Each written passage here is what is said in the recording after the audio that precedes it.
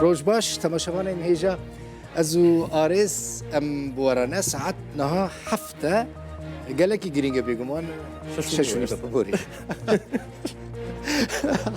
شوف هذا بيجي حفت جبركو حفت سليمة ما يحفت ايوه البجارتنين برلمان كردستاني دست بيدكن و ازو اريس يكمين جارة مي بهذا رومالا البجارتنا بخوش دست حالي بيدكن لا كاجير حوت دەرگای بنکەکانی دەنگدان ئەکرێنەوە بەڕووی دەنگدەرانی هەرێمی کوردستانە. ئەم هەڵبژاردنێکی گرنگە لەبەر ئەوەی 2 ساڵ لە دوای وادەی خۆیەوە ئەکرێت. 2 ساڵە دواکەوتووە نزیک بە 3 ملیۆن کەس مافی دەنگدانیان هەیە کە بچنە سەر سندوقەکانی دەنگدان بەشێکیان لە پێرێ ئەوانە بوون کە هێزانەکان بوون چون دەنگیان داوە.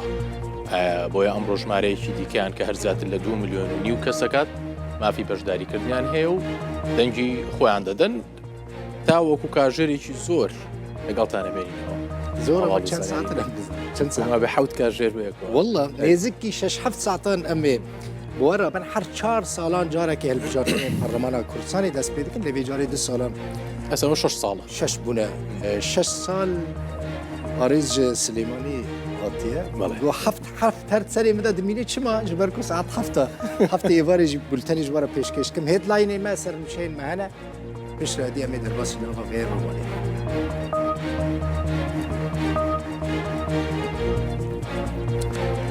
کەمتر لە نیو کاژێری ماوە بۆ دەستپێکردنی هەڵبژاردننی خولی شەشەمی پەرلەمانی کوردستان ئەمەش دیمەنێکی ڕاستە و خۆیە بەشێک لە دەنگدەران هەر لە بەرەبیانیەکی زووەوە لە بەردەم بنکەکانی دەنگدان ماونەتەوە بۆ ئەوەی هەرزوو بچن دەنگی خۆیان بدەن.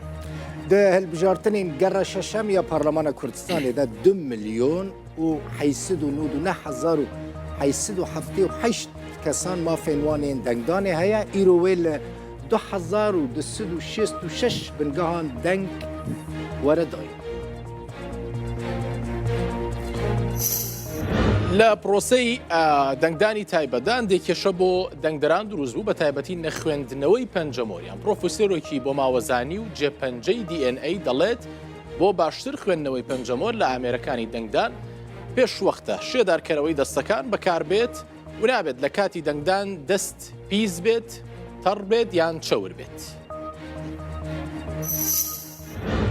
Ji Kuriya Başûr tîmekî çavdêriya amêrên dengdanê li Kurdistanê ye ji ber ku amêrên dengdanê li Kuriya Başûr hatine çêkirin.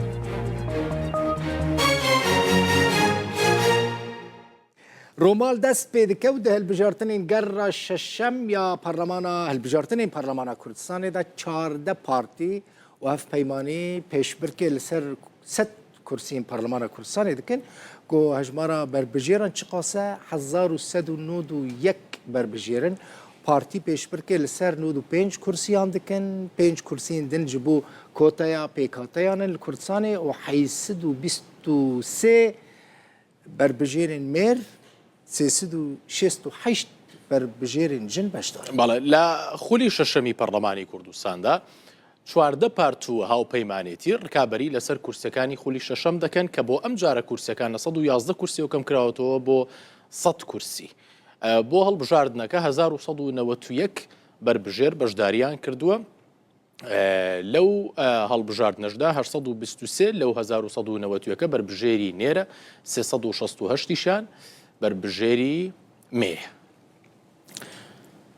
پەیامنێرن me hene Rence Cemal bingeha serokê Herêma Kurdistanê ye wê li wê derê serokê Herêmê deng bide bêguma ne tenê Rence Cemal ne şebekeyeke toreke peyamnêran heye li cihên dengdanê ne li ser sanduqan dî em ê romaleke rêk û pêk ji we re bikin heta dilê we dixwazin.